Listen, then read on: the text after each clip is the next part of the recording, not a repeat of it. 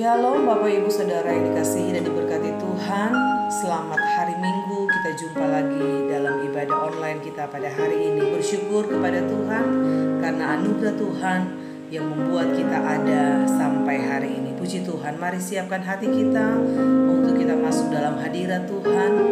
Kita buka hati kita di hadapan Tuhan. Kita mau persembahkan persembahan pujian, penyembahan yang terbaik hanya bagi nama Tuhan. Puji Tuhan. Katakan, Tuhan, aku rindu. Tuhan, aku siap, penuhi aku dengan roh-Mu. Kami rindu menikmati lawatan-Mu saat ini, Tuhan. Haleluya. Puji Tuhan. Terima kasih Bapa. Terima kasih Roh Kudus. Tuhan, aku rindu. Tuhan, aku siap, penuhi aku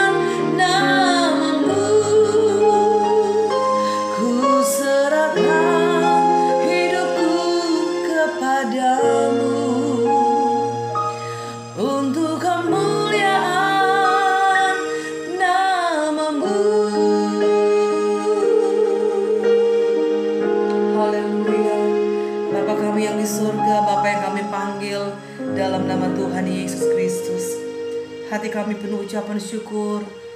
Hati kami terangkat di hadapan-Mu Tuhan. Kami bawa hidup kami di atas mezbah-Mu sebagai persembahan yang hidup, yang kudus dan berkenan kepada-Mu Tuhan. Saat ini kami percaya Engkau hadir di tengah-tengah kami. Engkau telah hadir dimanapun kami berada saat ini. Kami percaya kami boleh merasakan lawatan kuasa Roh Kudus memenuhi setiap hati kami. Kami siap untuk boleh memuji memuliakan nama-Mu. Kami siap memuji menyembah Engkau dalam roh dan kebenaran. Karena kami percaya Tuhan, Engkau telah memenuhi kami dengan kuasa Roh Kudus. Dan kami telah merasakan lawatan kuasa-Mu dahsyat atas hidup kami. Roh Kudus, kami buka hati, biarlah Engkau bekerja bagi kami semua. Dan kami percaya Tuhan, kehadiran-Mu yang kami rindukan saat ini. Terima kasih Bapa di surga.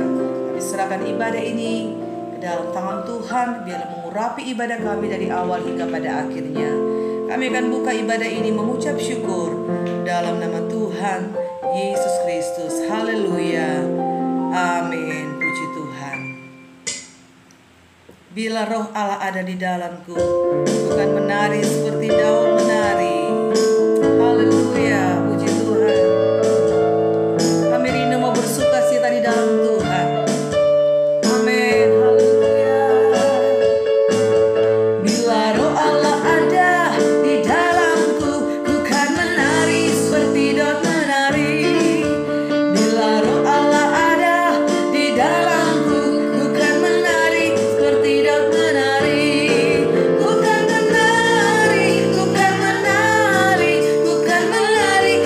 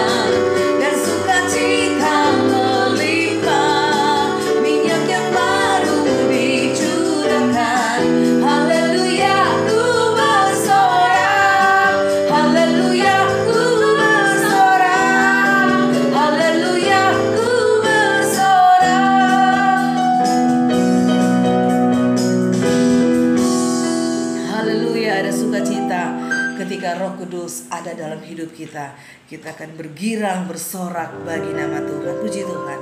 Tiba saatnya kita akan mendengarkan firman Tuhan. Katakan, ya Roh Kudus, ku haus padamu. Puaskan sekarang kerinduan kami Tuhan. Haleluya. Nyatakan kemuliaan-Mu di tempat ini ya Tuhan. Nyatakan belas kasihan-Mu bagi kami dan bangkitkan Roh-Mu di dalam kami. Haleluya. Puji Tuhan. Ya Roh Kudus,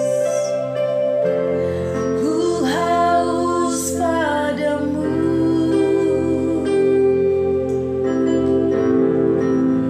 Puaskan sekarang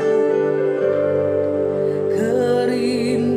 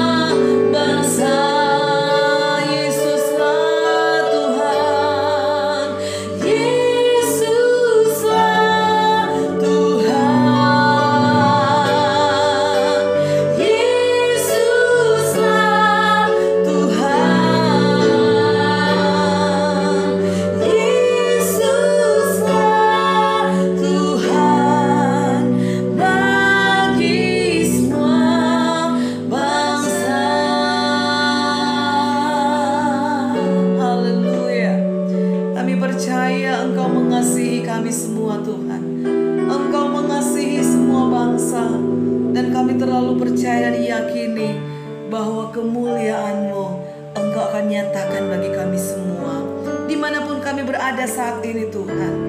Kami yakin kami boleh merasakan lawatan-Mu, kami boleh merasakan belas kasihan-Mu tercurah atas hidup kami. Bangkitkan roh-Mu di dalam kami, dan kami akan menyatakan kuasa nama-Mu. Kami bersama akan menyatakan bahwa Engkaulah Yesus Tuhan dan Juru Selamat kami. Terima kasih Tuhan untuk kehadiran-Mu. Terima kasih untuk lawatan-Mu Roh Kudus saat ini. Terima kasih Bapa di surga, Engkau begitu baik dalam hidup kami. Dan saat ini kami buka hati kami. Kami persiapkan tanah hati kami yang terbaik untuk ditaburi oleh benih-benih firman-Mu. Urapi hamba-Mu Tuhan, berkati hamba-Mu. Nyatakanlah kehendak Tuhan, nyatakanlah isi hati Tuhan lewat hamba-Mu. Berfirman bagi kami semua, hidup kami dipulihkan, hidup kami dikuatkan oleh firman Tuhan dan Roh Kudus. Terpujilah nama-Mu, kekal untuk selama-lamanya. Kami siap terima dengan firman-Mu dalam nama Tuhan Yesus Kristus. Haleluya. Amin.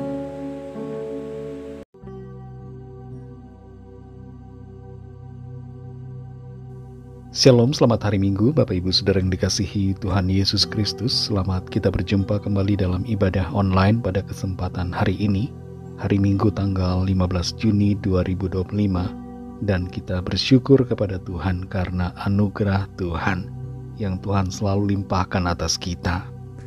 Kita bisa lewati hari demi hari sampai pada saat ini, semua karena penyertaan Tuhan.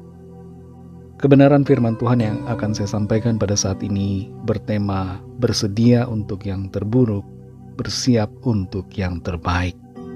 Tapi sebelumnya saudara, kita akan masuk dalam kuis Alkitab dengan 3 pertanyaan sebagaimana biasa. Pertanyaan pertama adalah, siapa saja orang yang harus kita kasihi? Apakah hanya sesama orang beriman, atau yang satu suku saja, atau C, semua termasuk yang membenci kita? Yang kedua, apa wujud dari kasih kita kepada Tuhan? Apakah memimpin pujian di gereja untuk melatih vokal, atau B, berdoa supaya dilihat orang, atau C, berkorban bagi Tuhan? Yang ketiga, bagaimana menjadi terang Kristus? Apakah rajin berkhotbah kepada teman di kantor, hafal Alkitab dan diucapkan ke orang lain, atau tidak korupsi? Bagi saudara yang mau menjawab pertanyaan ini, saudara dapat menuliskan jawabannya di kolom komentar dari video ibadah online ini, dan jawaban yang benar akan dipin sehingga akan tampil di urutan yang pertama. Baik saudara yang dikasihi Tuhan, kita akan masuk dalam pembacaan nats kita, nats Alkitab pada hari ini, yang terambil dari Injil Matius pasal 24 ayat 4-14. Saudara dapat membacanya bersama-sama dengan saya. Tertulis demikian. Jawab Yesus kepada mereka, "Waspadalah supaya jangan ada orang yang menyesatkan kamu. Sebab banyak orang akan datang dengan memakai namaku dan berkata, 'Akulah Mesias,' dan mereka akan menyesatkan banyak orang. Kamu akan mendengar deru perang atau kabar-kabar tentang perang. Namun berawas-awaslah, jangan kamu gelisah, sebab semuanya itu harus terjadi, tetapi itu belum kesudahannya. Sebab bangsa akan bangkit melawan bangsa, dan kerajaan melawan kerajaan. Akan ada kelaparan dan gempa bumi di berbagai tempat. Akan tetapi semuanya itu barulah permulaan penderitaan menjelang zaman baru. Pada waktu itu kamu akan diserahkan supaya disiksa, dan kamu akan dibunuh dan akan dibenci semua bangsa oleh karena namaku. Dan banyak orang akan murtad dan mereka akan saling menyerahkan dan saling membenci. Banyak nabi palsu akan muncul dan menyesatkan banyak orang. Dan karena makin bertambahnya kedurhakaan, maka kasih kebanyakan orang akan menjadi dingin. Tetapi orang yang bertahan sampai pada kesudahannya akan selamat. Dan Injil kerajaan ini akan diberitakan di seluruh dunia, menjadi kesaksian bagi semua bangsa. Sesudah itu barulah tiba kesudahannya." Demikian pembacaan firman Tuhan. Biarlah kita semua yang membaca dan mendengarkan menjadi pelaku-pelaku firman Tuhan yang taat dan setia. Saudara yang dikasihi Tuhan, Perang Dunia Pertama diawali oleh suatu kejadian yang kelihatannya tidak akan memicu perang besar antar negara-negara. Di tahun 1914, putra mahkota Austria-Hungaria yang bernama Franz Ferdinand sedang berada di Serbia, dan di sana dia dibunuh. Peristiwa itu membuat Austria marah, sehingga terjadi konflik peperangan antara Austria dan Serbia.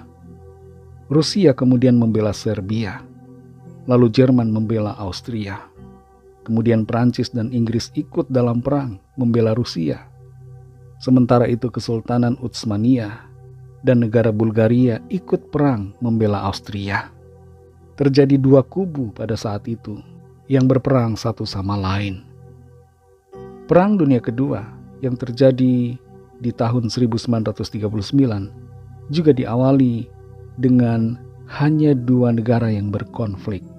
Saat itu Jerman menyerbu Polandia, tapi kemudian Inggris dan Prancis menyatakan perang membantu Polandia. Pada waktu itu ada dua kubu yang terbentuk.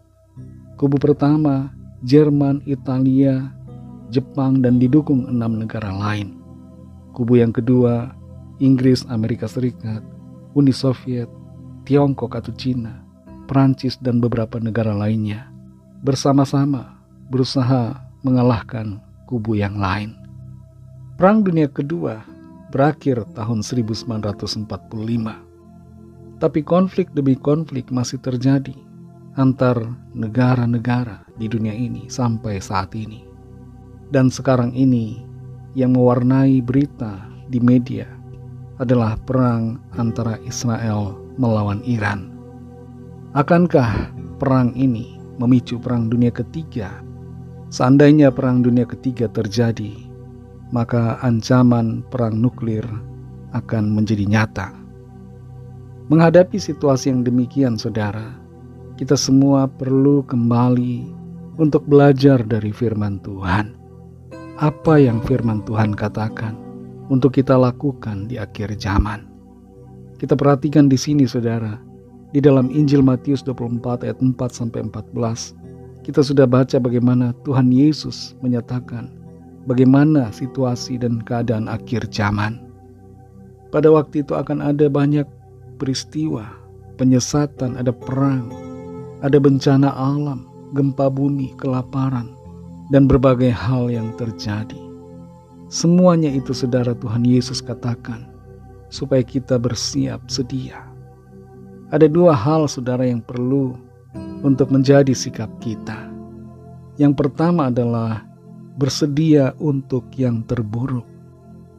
Di akhir zaman akan ada banyak peristiwa yang mencekam dan mengancam, yaitu mengancam iman kita. Di ayat 4, ayat 5 dan 11, di situ nyata bagaimana Tuhan Yesus katakan bahwa akan ada banyak penyesatan. Penyesatan ini, saudara, bertujuan untuk menggoyahkan iman kita, bertujuan untuk membuat kita tidak lagi percaya kepada Tuhan Yesus, dan membuat kita meninggalkan Tuhan untuk mempercayai yang lain, atau sebaliknya mempercayai diri sendiri. Di akhir zaman juga ada peristiwa yang mengancam nyawa kita. Di dalam ayat 6, ayat 7 dan 9, di situ jelas dikatakan akan ada perang dan bahkan penyiksaan. Penyiksaan terhadap orang-orang yang percaya kepada Tuhan. Di akhir zaman juga akan muncul penderitaan. Dinyatakan di ayat 7 ada kelaparan, ada gempa bumi, ada bencana alam. Semuanya itu menimbulkan kesukaran, kesulitan, penderitaan bagi manusia yang ada di bumi ini. Dan di ayat 12 kita baca bagaimana nilai-nilai kemanusiaan merosot, kasih menjadi dingin. Orang-orang banyak yang menjadi tidak percaya kepada Tuhan, dan merekalah yang disebut sebagai orang-orang durhaka. Makin banyak kedurhakaan, maka kasih menjadi dingin. Orang mengira semakin belajar kemanusiaan dan meninggalkan Tuhan, sikap hidup orang akan menjadi baik. Salah, saudara. Kita harus mengasihi Tuhan, baru kita akan mengasihi manusia. Orang yang mengasihi Tuhan, nilai kemanusiaannya pasti akan tinggi. Dia pasti akan mengasihi orang-orang di sekitarnya. Tapi kalau kita meninggalkan Tuhan, maka tidak akan ada arahan dan tidak akan ada tuntunan untuk mengasihi sesama. Keadaan dunia di akhir zaman akan semakin memburuk. Situasi tidak menjadi lebih baik, saudara.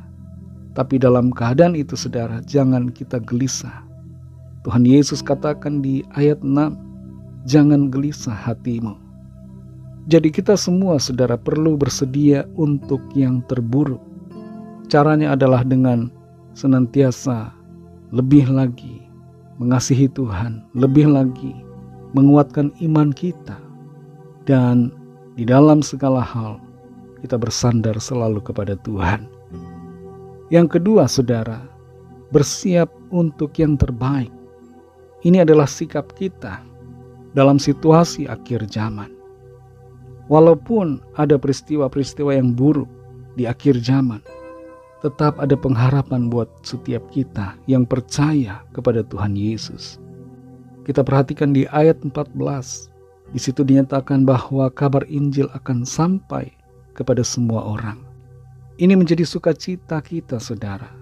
Hal yang baik terjadi, yaitu Injil sampai dan didengar oleh semua orang. Kemajuan teknologi informasi saat ini, kemajuan koneksi internet di mana-mana, memungkinkan semuanya itu. Tidak ada pelosok yang tidak terjangkau. Semua orang mendengar kabar keselamatan di dalam Tuhan Yesus. Dan ketika semua orang sudah mendengar, disitulah saatnya Tuhan Yesus datang kembali. Keselamatan menanti saudara dan saya. Ketika Tuhan Yesus datang, maka Dia akan membawa kita masuk dalam kemuliaan dan kehidupan kekal di dalam sorga. Akan ada langit yang baru dan bumi yang baru yang Tuhan janjikan. Dalam Matius 16 ayat 27, di situ tertulis tentang kedatangan Kristus Yesus di akhir zaman. Tertulis di situ sebab anak manusia di sini menunjuk kepada Tuhan Yesus Kristus, akan datang dalam kemuliaan Bapanya, diiringi malaikat-malaikatnya. Pada waktu itu Ia, yaitu Tuhan Yesus, akan membalas setiap orang menurut perbuatannya. Orang yang tidak percaya, yang hidup dalam kejahatan, akan menerima hukuman. Tetapi orang yang percaya kepada Tuhan Yesus akan menerima keselamatan dan hidup kekal sesuai dengan janjinya. Kita yang percaya kepada Tuhan Yesus tidak akan dihukum, saudara. Dalam Roma 8 ayat yang pertama dikatakan, demikianlah sekarang tidak ada penghukuman bagi mereka yang ada di dalam Kristus Yesus. Yang tersedia bagi kita adalah keselamatan dan hidup kekal sebagaimana yang Tuhan janjikan lewat firman-Nya. Dan di balik semua itu, saudara, pada akhirnya akan ada langit baru dan bumi baru. Langit dan bumi yang lama akan berlalu, tapi langit baru dan bumi baru akan Tuhan sediakan. Dalam 2 Petrus 3 ayat 13 tertulis, tetapi sesuai dengan janjinya, kita menantikan langit yang baru dan bumi yang baru, di mana terdapat kebenaran. Saudara yang dikasihi Tuhan, firman Tuhan hari ini mengingatkan kita semua untuk kita bersiap sedia. Pertanyaan buat kita, bagaimana sikap dan keadaan kita pada saat ini? Adakah kita sudah bersiap dan sudah berjaga-jaga? Ataukah kita sedang berleha-leha, sedang abai terhadap firman Tuhan, sedang bersenang-senang mengikuti dunia? Kita tidak peduli dengan keadaan dan situasi. Kita merasa semuanya baik-baik saja. Mari saudara, lihat tanda-tanda. Jangan tutup mata dengan situasi. Perhatikan setiap tanda yang terjadi, karena itu semua menunjukkan kedatangan akhir zaman. Adakah hati kita, saudara, sering gelisah takut melihat keadaan dunia sekarang ini, melihat situasi akhir zaman, mari ingat firman Tuhan. Tuhan Yesus katakan, jangan gelisah hatimu. Tetap percaya kepada Tuhan yang berdaulat atas segala sesuatu. Dan jangan takut pada apapun juga, bahkan pada kematian, karena kita semua akan dibangkitkan Tuhan dan masuk dalam kemuliaan-Nya yang kekal. Mari setia selalu kepada Tuhan Yesus dalam keadaan apapun juga. Dalam situasi sulit, situasi penderitaan, situasi ancaman, jangan tinggalkan Tuhan Yesus. Tetap percaya kepadanya dan kasihi Dia dengan segenap hati kita. Dalam Matius 24 ayat 13 yang menjadi ayat hafalan kita pada hari ini, tertulis demikian, tetapi orang yang bertahan sampai pada kesudahannya akan selamat. Inilah yang menjadi sukacita kita, saudara, yang membuat kita bersemangat dalam menjalani kehidupan di akhir zaman ini. Sekali lagi, saudara, bersedialah untuk yang terburuk, tapi bersiaplah juga untuk yang terbaik, yaitu keselamatan dan kehidupan kekal yang Tuhan sediakan bagi saudara dan saya yang mengasihi Dia. Mari kita berdoa. Terima kasih Tuhan Yesus, kami mengucap syukur untuk firman-Mu yang sudah kami dengar saat ini, yang mengajarkan kepada kami semua untuk kami bersiap sedia, berjaga-jaga di akhir zaman, bersedia untuk yang terburuk, yaitu keadaan dan situasi akhir zaman yang mencekam dan mengancam.